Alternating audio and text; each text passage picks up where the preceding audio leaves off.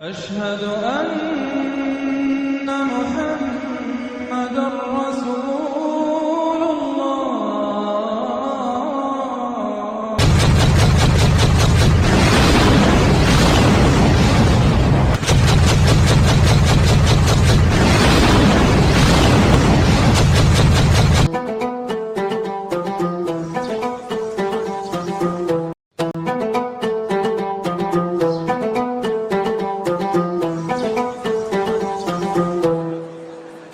वो है one world government. आपने सुना होगा वन वर्ल्ड गवर्नमेंट के बारे में, यानी विश्व में एक ही सरकार होना है। इस विषय के ऊपर उन लोगों ने चर्चा किया था और बीते फरवरी महीने में इस चर्चा के पश्चात हमारे प्रधानमंत्री नरेंद्र मोदी जी ने लोकसभा में एक भाषण दिया था।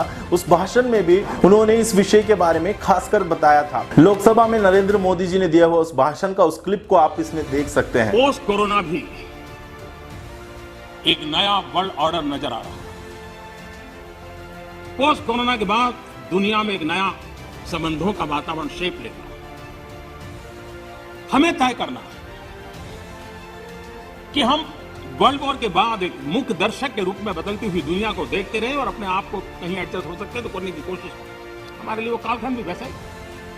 लेकिन आज पोस्ट कोरोना जो नया वर्ल्ड ऑर्डर तैयार होगा और होना ही है, किस रूप का होगा, कैसा होगा, कौन उसको इनिशिएट करेगा, वो तो वक्त बताएगा। डंके की चोट पर कहने आया हूं, जिसको विरोध करना है वो कर दे। सिटीजनशिप अमेंडमेंट बिल वापिस नहीं होने वाला।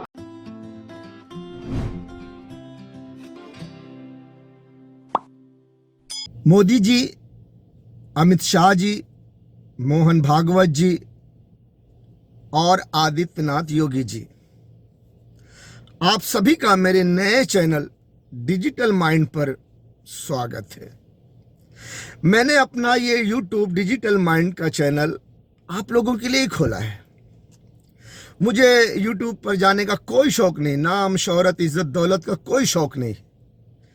ये डिजिटल माइंड YouTube का चैनल मेरे प्रिय प्रधानमंत्री जी आपके लिए ही है, क्योंकि आप जो कुछ कर रहे हो, आप घोर कलयुग में जो कार्य कर रहे हो, आपके कार्य की तारीफ, आपके काम की तारीफ आपकी देश की जनता और आपके देश के खित्ते की तमाम देश की जनताओं तक पहुंचाना मेरा धर्म है, मेरा कर्तव्य है। सो मोदी जी, एक बात कान खोल कर सुन लो। जो कुछ आप कर रहे हो, मोदी जी, अमित शाह जी, मोहन भागवत जी, आदित्यनाथ योगी जी और आपके तमाम सहयोगी, मैं ये खुलकर बोलता हूं, खुल्ला बोलता हूं कि आप ये चारों को पता है, आप चारों को पता है, मोदी जी, अमित शाह जी, मोहन भागवत जी और आदित्यनाथ योगी जी को, कि वो अधर्म के लिए काम कर रहे हैं, सनातन धर्म के लिए काम नहीं कर रहे हैं। वो वन वर्ल्ड गवर्नमेंट के लिए काम कर रहे हैं, अंग्रेजों के लिए काम कर रहे हैं, सनातन धर्म के लिए नहीं कर रहे हैं। ये चारों को पता है कि वो 1773 या 1776 के आसपास जो जर्मन में एक खुफिया एजेंसी बनी थी जिसका नाम इल्यूमिनेटी खुफिया एजेंसी है। आप YouTube पर सर्च कर लो इल्यूमिनेटी खुफिया एजेंसी क्या है, आपको पता चल जाएगा। और मैं इसमें इल्यूमिनेटी खुफिया एजेंसी के बारे में जानकारी देने वाले यूट्यूबर का वो पोस्टर भी दे दूंगा। आप वो पोस्टर पे जो लिखा हुआ है उस पर सर्च करो, यूट्यूब पर वीडियो मिल जाएगी, आप उसे पूरा देखो, ठीक है? उसे पूरा देखो, आपको समझ में आएगा। मैं पूरी वीडियो इसमें डाल तो नहीं सकता, थोड़ा बहुत उदाहरण के तौर पर कुछ अल्फाज डालूंगा। बहरहाल, चारों महागुरु अधर्म के लिए काम कर रहे हैं, न्यू वर्ल्ड ऑर्डर के लिए, वन वर्ल्ड गवर्नमेंट के लिए, जिसको प्रमोट दुनिया का सुपर पावर कर रहा है। जब ये दुनिया का सुपर पावर कामयाब हो जाएगा और वन वर्ल्ड गवर्नमेंट कायम हो जाएगा, तो उस वक्त तक हिंदुस्तान बर्बाद हो जाएगा। और जो वन वर्ल्ड गवर्नमेंट में जो हाकिम बनेगा, जो प्राइम मिनिस्टर बनेगा, जो गवर्नमेंट बनाएगा, वो दुनिया का सुपर पावर होगा, हिंदुस्तान नहीं होगा। तो मेरे प्रिय मोदी जी और अमित शाह जी और मोहन भागवत जी और आदित्यनाथ योगी जी, आप कान खोल कर सुन लो, आप इस राह में कामयाब नहीं होंगे, नहीं होंगे, नहीं होंगे, कभी नहीं होंगे। और आपके साथ ये फौज भी सुन ले कि ये चारों महाशय फौज के बच्चों को यतीम करेंगे, फौजियों को मरवाकर, और उनकी बीवियों को बेवा करेंगे, उनके बूढ़े माँ बाप को बेसहारा बनाएंगे। बस इससे ज्यादा और कुछ नहीं। इस देश में जब हमला होगा तो मिसाइलें गिरेंगी, बम गिरेगा, और उससे जो नुकसान होगा, बहुत सारे बच्चे जलेंगे, कटेंगे, मरेंगे, किसी की आंख फूटेगी, किसी का हाथ जलेगा, किसी का पांव जलेगा, किसी की माँ मरेगी, किसी बच्चे का बाप मरेगा, किसी का बच्चा मरेगा, बहुत कुछ नुकसान होगा। ये सब आप ये हद तक आप पहुंचा सकते हो देश को, तबाही तक, बर्बादी तक। यानी जब जंग होगी तो भारत जिस तरह से तबाह होगा, उस तबाही तक आप पहुंचा के छोड़ दोगे। बाकी आप वन वर्ल्ड गवर्नमेंट नहीं बना सकोगे। महाभारत में भी किया गया है। श्री कृष्ण के अनुसार कलयुग में ऐसे लोगों का राज होगा जो कि बोलेंगे कुछ और करेंगे कुछ, और साथ ही साथ कलयुग में इस प्रकार के लोग भी होंगे जो कि बड़े ज्ञानी कहलाएंगे, लेकिन उनके आचरण बिल्कुल राक्षसी होंगे। तो भगवान ने उत्तर दिया कि कलयुग में ऐसे लोग राज्य करेंगे जो बोलेंगे कुछ और करेंगे कुछ और। ये लोग दोनों ओर से शोषण करेंगे। तब ऐसे लोग सत्ता पर काबिज होंगे जो सबके सब परले सिरे के झूठे, अधार्मिक और स्वल्प दान करने वाले होंगे। दूसरे की स्त्री और धन हथिया लेने में ये सदा उत्सुक रहेंगे। ना तो इन्हें बढ़ते देर लगेगी और ना ही घटते, कि जैसे जैसे कलयुग आगे बढ़ेगा वैसे वैसे भारत की गद्दी पर वेद विरोधी लोगों का शासन होने लगेगा। ये ऐसे लोग होंगे जो जनता से झूठ बोलेंगे और अपने कुतर्कों द्वारा एक दूसरे की आलोचना करेंगे। इन लोगों का कोई धर्म नहीं होगा, ये सभी विधर्मी होंगे।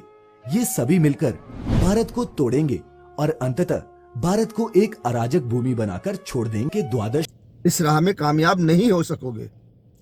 जैसे हिंदी फिल्म में हर विलन बड़े सुनहरे सुनहरे सपना देखता है, लेकिन चूंकि वो विलन होता है तो वो अपने सुनहरे सपने को साकार नहीं कर पाता।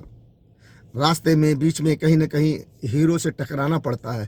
फिर हीरो आता है, हीरो की एंट्री होती है, थिएटर हॉल में सीटी बजती है, ताली बजती है, बहुत आहट आती है गरजने की, चिल्लाने की, चीखने की, क्योंकि हीरो की एंट्री होती है ना। तो जब हीरो की एंट्री हो जाती है तो विलन फिर हीरो और विलन, हीरो और विलन, हीरो और विलन में वो फिर विलन आप देखते ना हिंदी फिल्म में एंड में जाकर विलन या तो जेल जाता है, या तो मारा जाता है, या तो नाकाम हो जाता है तौबा करके। बहुत कम फिल्मों में होता है कि वो तौबा करके सुधर जाए। मैं यही कहूँगा आपको, मोदी जी आप अभी से तौबा कर लो। देश को उस हद तक पहुँचाओ ही मत कि लोगों के हाथ जले, लोगों के पाँव जले, लोगों के आँख फूटे, लोगों की माँ मरे, बच्चों की माँ मरे, बच्चों का बाप मरे, बहुत सारे घर बर्बाद हों, बहुत सारे लोग तबाह हों, फौजी जवान मारे जाएं, उनके बच्चे यतीम हों, उनके बीवियां बेवा हों, उनके बूढ़े माँ बाप बेसहारा हों। क्योंकि फौज भी बहुत सारे फौजी ऐसे हैं जिनका फौज में काम करते हैं तो उनकी तनख्वाह पर ही सहारा है। बहुत सारे फौजी ऐसे हैं जिन्होंने बहुत माल दौलत बना ली है, जैसे बड़े बड़े जनरल। बहरहाल आप सभी मारे जाओगे, देश बर्बाद होगा और कुछ नहीं होगा।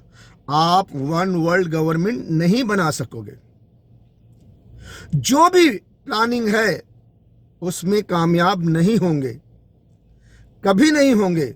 कुछ भी कर लो, कुछ भी कर लो, भारत हिंदू राष्ट्र कभी नहीं बना सकता। कुछ भी कर लो, कुछ भी कर लो। मोदी जी आप अधर्म के लिए नहीं, आप मोदी जी, अमित शाह, मोहन भागवत जी और आदित्यनाथ योगी जी, आप धर्म के लिए नहीं, अधर्म के लिए काम कर रहे हो। जो भी प्लानिंग है उसमें कामयाब कभी नहीं होंगे, कभी नहीं होंगे। कुछ भी कर लो, कुछ भी कर लो, कुछ भी कर लो। जो भी प्लानिंग है उसमें कामयाब कभी नहीं होंगे, कुछ भी कर लो, कुछ भी कर लो, कुछ भी कर लो, भारत हिंदू राष्ट्र कभी नहीं बन सकता। कुछ भी कर लो, कुछ भी कर लो, कुछ भी कर लो। मोदी जी, अमित शाह जी, मोहन भागवत जी और आदित्यनाथ योगी जी और आपके सहयोगी, तुम धर्म के लिए नहीं, अधर्म के लिए जुल्म कर रहे हो। वन वर्ल्ड गवर्नमेंट के लिए तुम वन वर्ल्ड गवर्नमेंट नहीं बना सकते। कुछ भी कर लो, कुछ भी कर लो, कुछ भी कर लो। आप जब इस रास्ते पर चलोगे, आपका एंड होगा उसी वक्त, और इसके आखिर में आपका एंड होगा, लेकिन आपके एंड होने से पहले ये देश को आप बहुत नुकसान पहुंचा के जाओगे। बुरी तरह ये देश जख्मी होगा। बहुत सारे लोग अंधे, लंगड़े, लूले, अपाहिज होंगे, और फौजी जवान तो बेहद मारे जाएंगे, 90% मारे जाएंगे। ये 90% से भी ज्यादा शायद मारे जाएंगे, क्योंकि गज़वे हिंद जो है वो बहुत खतरनाक जंग है, बहुत खतरनाक जंग है, बहुत खतरनाक जंग है। जो लोग सपना देख रहे हैं गजवाए हिंद का, मैं बहुत स्पष्टता के साथ कह सकता हूं, ये नया भारत है। ये दुनिया के सबसे लोकप्रिय नेता श्री नरेंद्र मोदी जी के नेतृत्व का भारत है। और मैं इस बात को भी स्पष्टता के साथ कह सकता हूं, गजवाए हिंद का सपना कयामत के दिन तक भी साकार नहीं होगा। योगी जी, जो आपने कहा ना कि ये गज़वे हिंद कयामत तक ये मुसलमान सपना देखते रहेंगे, कभी साकार नहीं होगा, ये आपका ख्याल है। आप दुर्योधन जैसे समझ रहे हो अपने आप को। दुर्योधन भी कहता था कि पांडु हम पर कभी नहीं विजय प्राप्त कर सकते लेकिन दुर्योधन लास्ट में भीम के गदा से मारा गया। देखे हो, नहीं देखे हो? तो मैंने इसीलिए भाई, मेरे दोस्तों, मेरे फौजी भाइयों और मेरे भारत के तमाम कट्टरवादी हिंदू और गैर कट्टरवादी हिंदू और हुक्मरानों को इन तमाम चीज़ों से पर्दा हटाने के लिए मैं ये YouTube चैनल पर आया हूं, और मैं अपनी वीडियो बनाकर इस पर डाल रहा हूं। मुझे सब्सक्राइब कर लें ताकि मेरी वीडियो आपको मिले। मेरा मकसद आपको समझाना है, मेरा मकसद किसी के दिल को ठेस पहुंचाना नहीं है, ना किसी हिंदू, किसी मुस्लिम, सिख, ईसाई को बुरा भला कहना है। देश बर्बाद होने चला है, देश को बचाने के लिए मैं निकला हूं। और मैं इससे पहले भी तकरीबन कई साल हो गए, 2015 से मैं बीजेपी, आरएसएस, शिवसेना भवन, police commissioner office, police station, एक एक पुलिस वाले को जो मिलता था सबको मैं आगाह करता आया हूं। पुलिस स्टेशन जाकर मैं आगाह कर रहा हूं, लोगों को बता रहा हूं, समझा रहा हूं, पुलिस वालों को बता रहा हूं कि आने वाले समय में देश के लिए बहुत खतरा है, और देश को इस्तेमाल करने के लिए बहुत कोशिश की जाएगी, और बहुत खतरनाक कदम उठाए जाएंगे। बम धमाके हो सकते हैं, हिंदू मुस्लिम का फसाद हो सकता है। हिंदू मुस्लिम का फसाद यहाँ तक होगा कि जंग शुरू होगी और ये हिंदुस्तान की हुकूमत चली जाएगी। मैंने बहुत कुछ बोला है, यहाँ तक मैंने बोला है लोगों को कि तकरीबन कमोबेश 3 साल में मुसलमानों की हुकूमत यहाँ कायम हो जाएगी हिंदुस्तान में। लेकिन ये कब से काउंटिंग होगा, कब से 3 साल होगा, ये कहना ज़रा मुश्किल है, क्योंकि जो इल्म दिया जाता है वो कोई एग्रीमेंट करके नहीं दिया जाता कि कौन सी चीज़ किस दिन से शुरू होगी और किस दिन ख़त्म होगी। एक अंदाज़ा है कि तकरीबन 3 साल, 3.5 साल, 4 साल, 5 साल, 6 साल के आसपास यहाँ हिंदुस्तान में बहुत बड़े फसादात होंगे और हिंदुस्तान में मुसलमानों की हुकूमत कायम हो जाएगी। तो इस बात को लेकर बहुत पहले से मैं समझा रहा हूँ।